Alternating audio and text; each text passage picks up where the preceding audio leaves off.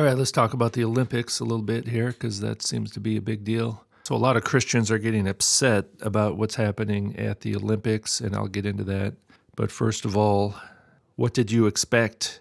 What are the Olympics? The ancient Olympic Games were a religious and athletic festival, all right?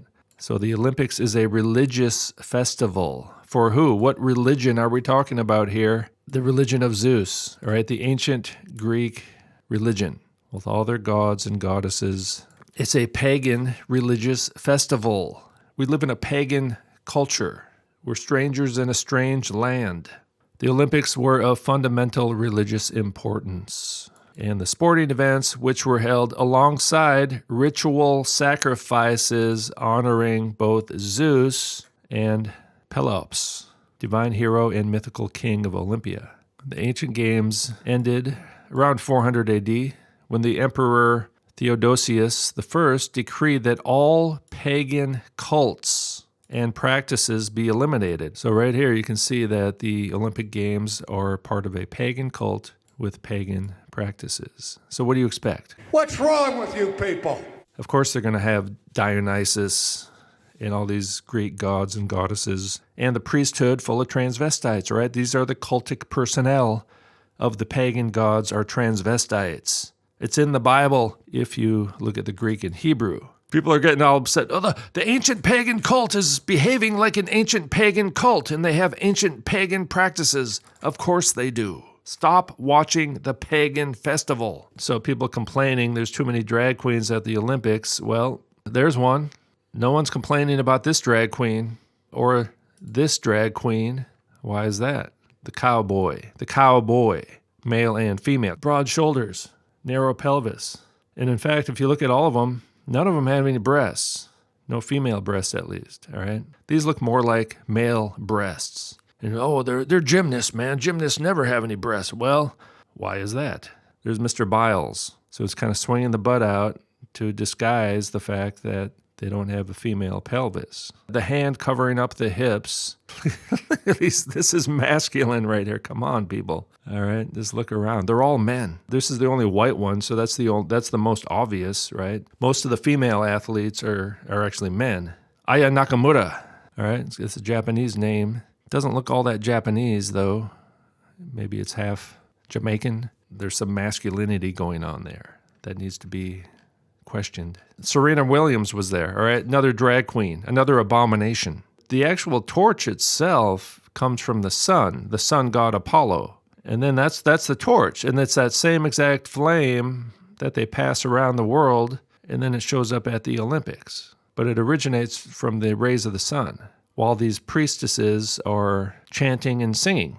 All right, so that's where the flame comes from. So this is the Olympics right here. This is part of the Olympics festival, a worship service, if you will. What do you expect? Of course they're going to have transvestites. No, I believe this is Dionysus, who is it's the ancient pagan god for all these festivals and all this stuff, and the god of the transvestites. And these are all a bunch of transvestites behind him. And he's blue, because blue is the color of aliens, right? As we mentioned, the color blue is very significant. It's the demons inhabiting this world. Look at their little hand signs they're doing and stuff. The bearded Venus kind of thing, the bearded transvestite, again, wearing blue. Trans fats. This is the rebus sign, male and female uniting together. And of course, the goddess.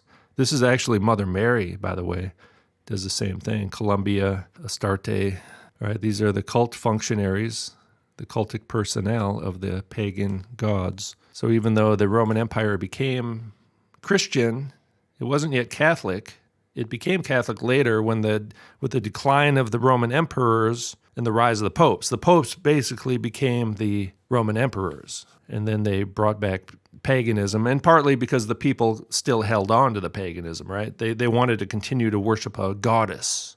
A goddess is a little bit easier to worship than a father figure, deity, right? So people love this goddess deity type thing, and that's what Mary is worshipped as a goddess, and they have the eunuch priests. The celibate priests are actually eunuch priests for all intents and purposes. There's a bunch of transvestites on the river. Now the Lord's Supper, okay, so the Lord's Supper is a sacrament commanded by Jesus told us to do it, to remember.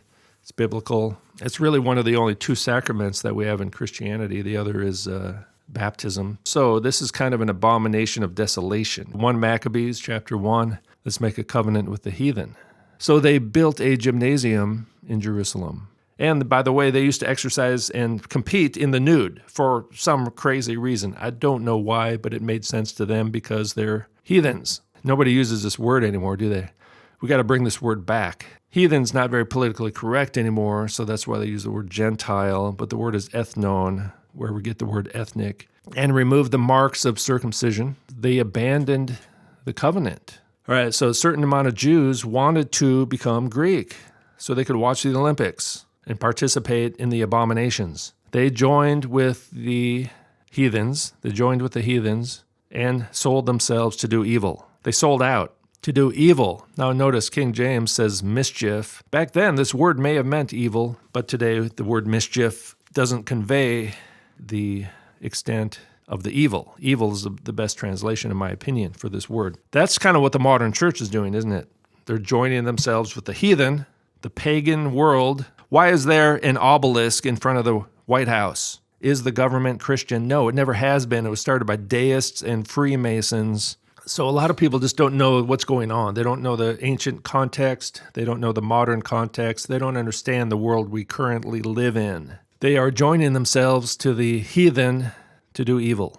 And going to the gymnasium for these Jews here, that was considered to be evil. Not because exercise in and of itself is evil, but because this was part of the religious festivals and practices. Okay, so they forsook the law, they broke the covenant, and they committed evils in the land. I would say becoming a transvestite is breaking the covenant of creation. Then the Greeks, they set up the abomination of desolation. Now, what is this? Later on, people said that this was a statue of Zeus at the temple in Jerusalem. So the statue of Zeus is the abomination of desolation, and the Olympics is a Zeus festival. Dionysus kind of looks androgynous. He's kind of swinging his hips out a bit there too, right? The long hair. The god of winemaking, orchards and fruit, vegetation, fertility, festivity, insanity, ritual madness, ritual ecstasy, and theater. Theater. It's basically a god of transvestites. Those who partake of his mysteries are believed to become possessed and empowered by the god himself. He was variously a son of Zeus. All right, so Dionysus is a son of Zeus. Mr. Gaga, Ladyboy Gaga, how come no one's complaining about this? You got a transvestite singing at the Olympics. Well, that's normal because it's a Zeus festival. It's a Dionysus festival. Of course, there's going to be transvestites. What do you expect?